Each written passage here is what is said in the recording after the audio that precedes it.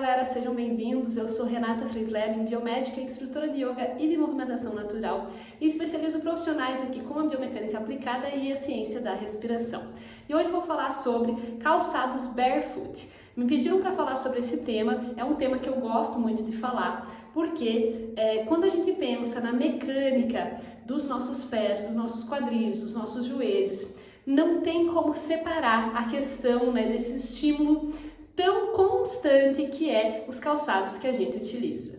Então, os calçados barefoot, que são calçados que imitam o andar descalço, eles estão muito em alta no mundo fitness hoje em dia, um pouco mais lá fora, eu ainda sinto, do que aqui no Brasil. E eles basicamente são calçados que têm 3 qualidades específicas. Eles são largos, eles são planos e eles são flexíveis. Se a gente for pensar, a maior parte dos nossos calçados tradicionais, ele tem uma plataformazinha que coloca os nossos pés numa constante flexão plantar. Além disso, eles não são nem um pouco flexíveis e por vezes chegam a apertar os nossos pezinhos.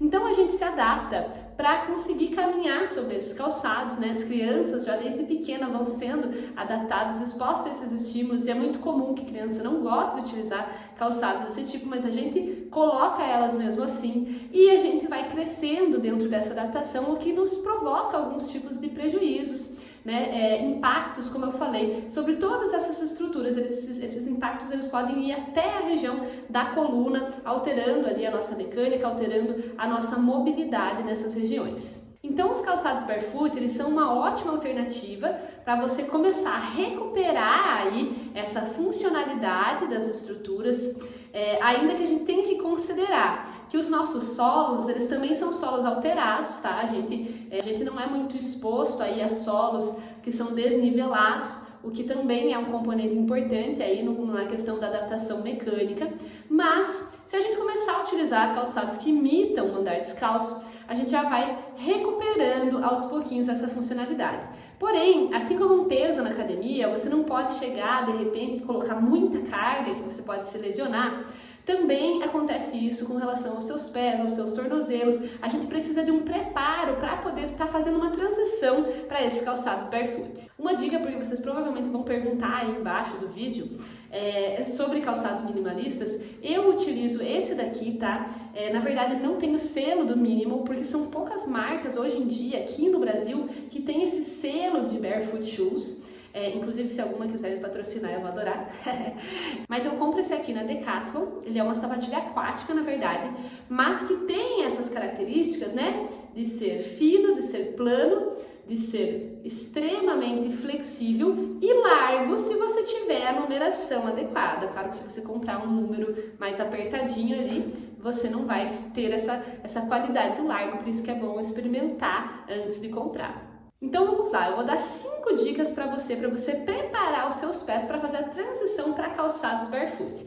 Antes, não esqueça de se inscrever no canal se você ainda não for inscrito, deixa o like nesse vídeo e compartilhe aí com todos os amigos, que isso ajuda muito. A primeira dica é utilizar as bolinhas ouriço para mobilizar o seu pé. Isso porque muitas pessoas vão ter uma grande sensibilidade aqui nessa região de baixo do pé, tá certo? E essas bolas, que são as spike balls, tá? Não confunda, por favor, com aquelas bolinhas de cachorro, de pet.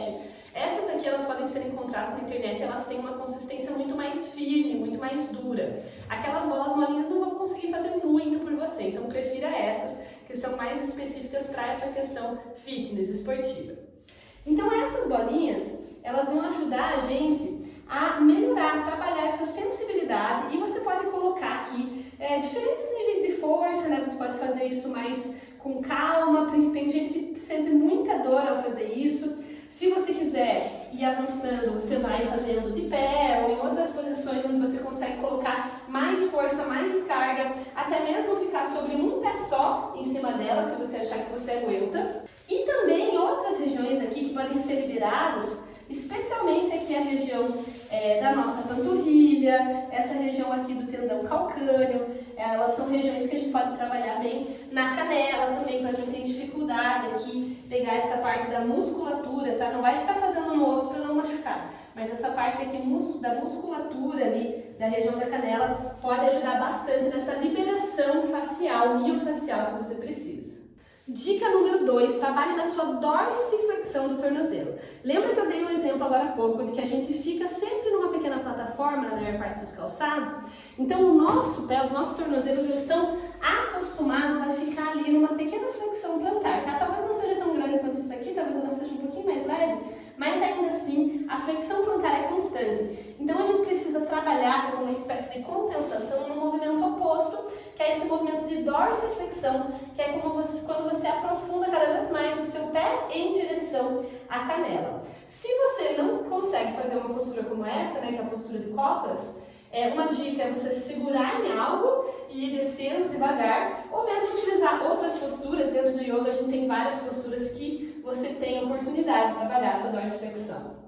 A dica número 3 é que você ande mais descalço, ou se você viver num lugar muito frio, com meias mais frouxas, mas que não apertem o seu pé, porque senão elas podem ter um efeito semelhante a desses calçados que aprisionam ali a nossa musculatura. Então ande mais descalço e, dica número 4, utilize superfícies irregulares também. Caminhe na areia, caminhe na terra, caminhe na grama. Lembre que apenas o solo plano, ele vai ter um limite ali do que ele pode te dar em termos de adaptação. Por isso, caminhe descalço e também caminhe em superfícies irregulares. É importante lembrar que tanto na transição para o barefoot, quanto nesses momentos onde você começa a andar descalço, começa a expor seus pés a superfícies irregulares, você pode ter ali algumas dores, alguns desconfortos iniciais. Então, se você chegar a fazer isso por tempo suficiente para sentir uma dor ou um desconforto, dê uma pausa, recupere e retorne e vá aumentando gradualmente o tempo de exposição, porque é dessa forma que você vai regular aí a carga que você está colocando sobre essas estruturas. E a dica número 5 é você incluir mais exercícios de mobilidade para os seus tornozelos e para os seus pés nas suas práticas pessoais. Mesmo dentro das práticas de yoga, a gente não dá tanta atenção para essas regiões, então é importante que você comece a trabalhar isso para que você tenha os melhores benefícios e assim vai ficar muito mais fácil de você fazer uma transição e conseguir caminhar, fazer trilha, fazer várias coisas aí com o seu calçado barefoot, lembrando de fazer com que isso seja muito gradual e utilizando esses exercícios como forma a te amparar para esse processo ser mais fácil. Se você gostou, não deixe de se inscrever no canal, deixe o like, deixe o comentário aqui que me ajuda muito também. E eu vou deixar para vocês aqui embaixo na descrição do vídeo o link para vocês fazerem parte do meu grupo de Telegram, porque lá dentro do grupo eu vou liberar também um e-book com todas essas dicas, com fotos escritinhas para vocês. Então espero vocês lá. Até breve. Namastê!